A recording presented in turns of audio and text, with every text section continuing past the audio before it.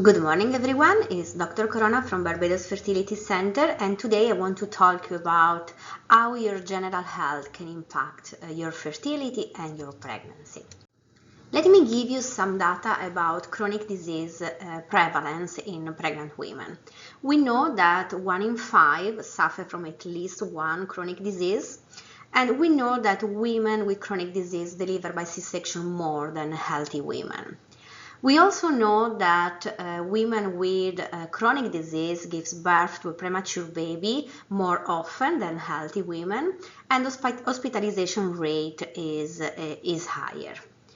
We certainly know, unfortunately, that chronic disease can affect fertility as well, and these women, unfortunately, are more likely to be infertile or subfertile, and there is a high incidence of twins in mothers with at least one chronic disease.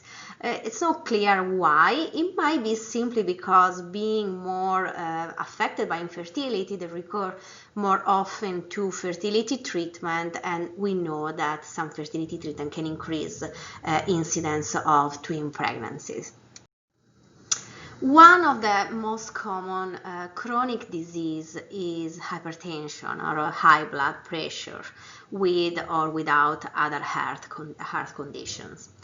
And although we know that when the high blood pressure is under control and is moderate, pregnancy are in most of the cases healthy and deliveries are absolutely normal, while when the blood pressure is uncontrolled, this can be very risky for the mother and the baby as well. Can damage the mother's kidneys, can increase the risk of low birth weight or preeclampsia, and that's why it's really important that the blood pressure is measured at every prenatal visit so that any change can be detected immediately and we can make a decision about a possible treatment.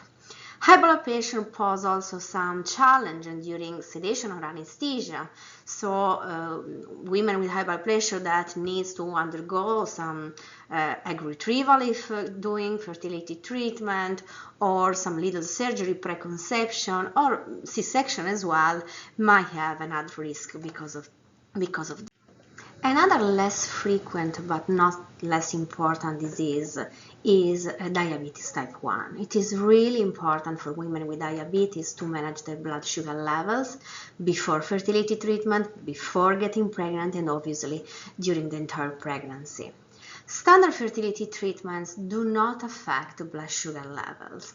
However, sometimes steroid might be indicated, and this can be beneficial if given early with a well-controlled regimen. In this case, insulin dose must be increased and administration as well as the withdrawing scheme must be optimized because the steroid itself can increase significantly blood sugar levels in this patient. During the first few weeks of pregnancy, even women whose diabetes is well under control may have changes in their metabolism during pregnancy, and this requires an extra care or extra treatment sometimes, because it's very, very important that the blood sugar level are kept under control, because uncontrolled high levels of blood sugar can sometimes bring to birth defects. Babies of mothers with diabetes tend to be larger and are likely to have low blood sugar after birth. And this is another reason for women with diabetes to keep tight control of their blood sugar. Kidney disease is also one of those chronic pathologies that needs to be taken very carefully before getting pregnant. Often, luckily, women with kidney disease have healthy pregnancy, but this can cause difficulty getting staying pregnant, as well as problems during the pregnancy itself, including preterm delivery, low birth weight, and preeclampsia.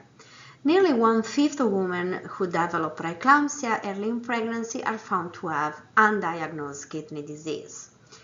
And these women require additional treatment, requires changes in diet and medication, and frequent visits to their healthcare provider. We often see in our clinic women with autoimmune disease, and indeed, these women have a higher risk of infertility and in general, longer time to pregnancy and higher risk of miscarriage are observed. Treatments to enhance fertility can unfortunately, in some of these diseases, give flare-ups or a worsening of the situation. Conditions such as lupus, multiple sclerosis, Crohn's syndrome, or rheumatoid arthritis can increase the risk for problems during pregnancy and delivery as well.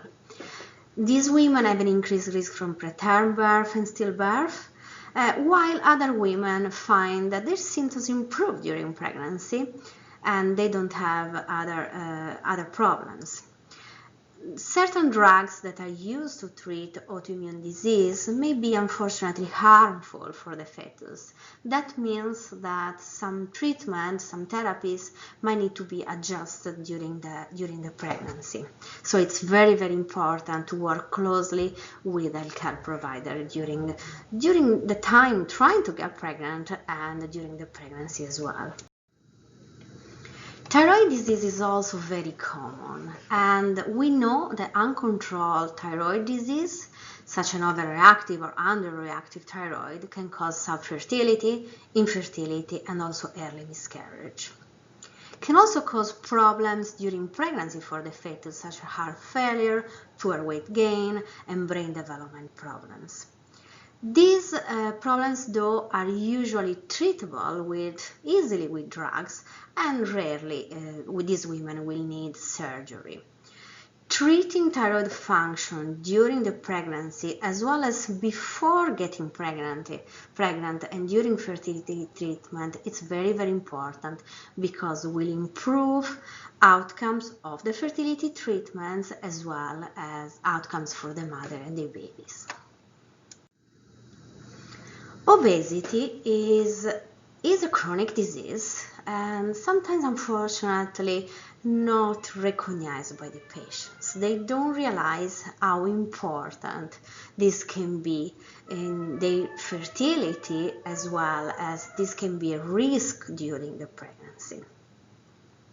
Obesity can lead to abnormal periods, and women with obesity have a lower success rate when undergoing fertility treatment. Being obese before pregnancy is associated with a number of risks for poor pregnancy outcomes. Increase a woman's chance of developing diabetes during pregnancy, which can contribute to difficult birth.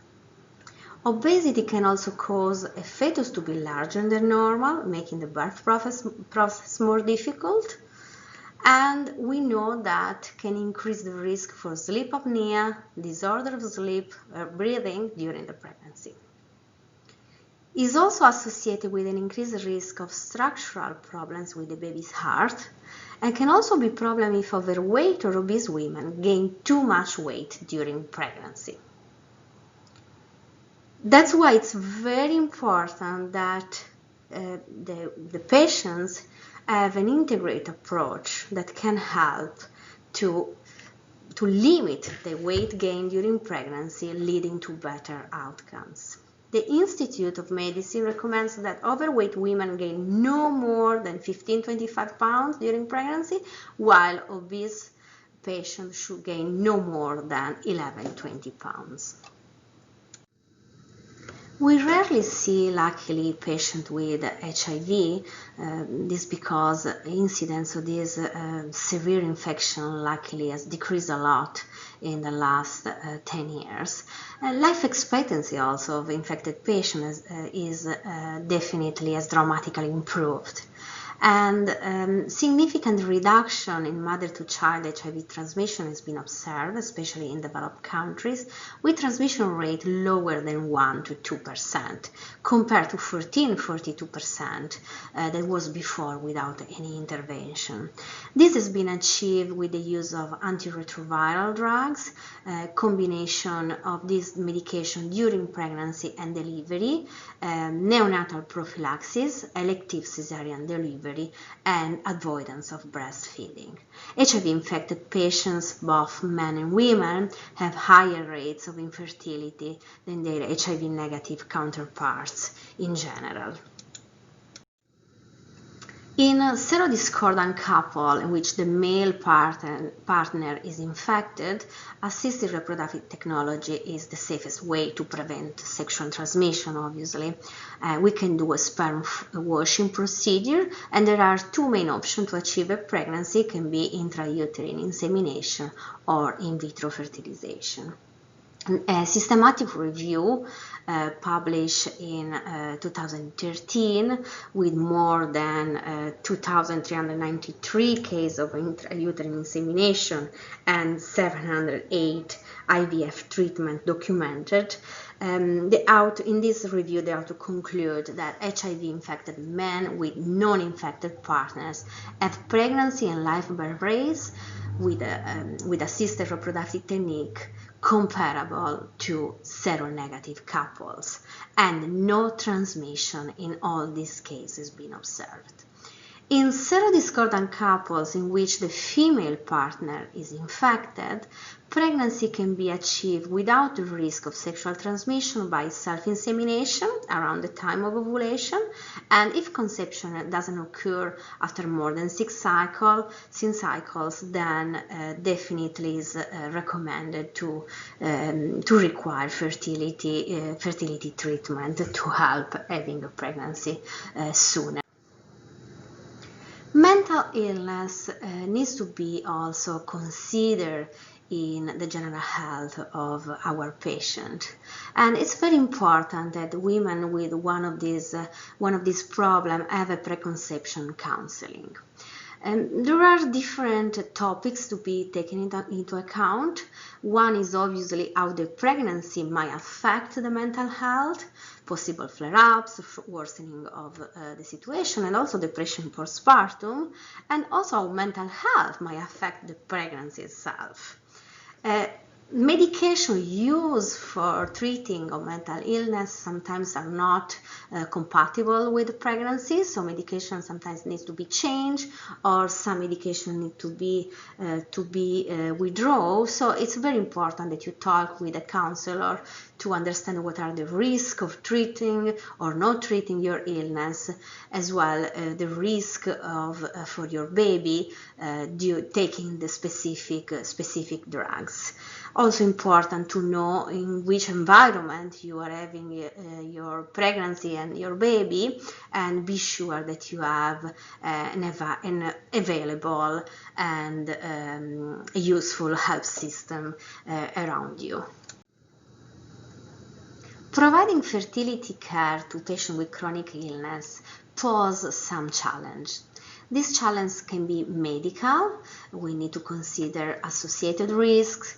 We need to consider possible flare-up of the disease, decreased success rate in this patient, and also limitation in use of some drugs, the needs of drugs that may interfere or decrease effectiveness of fertility treatment. There are also some technical challenges. We might consider to do specific sperm egg preparation in some cases, some special washing. We need to consider possible contamination risk, and in all cases of infective disease, we need to use a separate storage. There are obviously ethical challenges as well. The provider needs to consider the interest of the parents versus obviously interest of offsprings. And legal consideration also are very important, like use of gametes or embryos and disposal of embryos post-mortem. And finally, we can avoid to talk about relation between chronic disease and COVID-19. We know chronic diseases are a risk factor for COVID-19 with proven worsening of the disease and higher mortality rate. Chronic disease like hypertension and diabetes type 1 increase the risk associated with COVID-19 infection specifically. Therefore, depending on your age, individual fertility factors, you may wish to consider postponing pregnancy if you have these underlying conditions. In conclusion, if trying to conceive naturally or through fertility treatment, assisted reproductive techniques, talk to your doctor. Be sure to be clinically and laboratory stable if you have any of these chronic disease. Individualized approach and often multidisciplinary teams may be necessary to have the best outcomes, and it's important that you are aware of the risk and the need for a closer follow-ups when you will be pregnant if affected by one of these diseases. I hope this was useful, and if you have any other question, please don't hesitate to ask your question below this video. We will try to answer all of them as soon as possible. Thank you very much for your attention.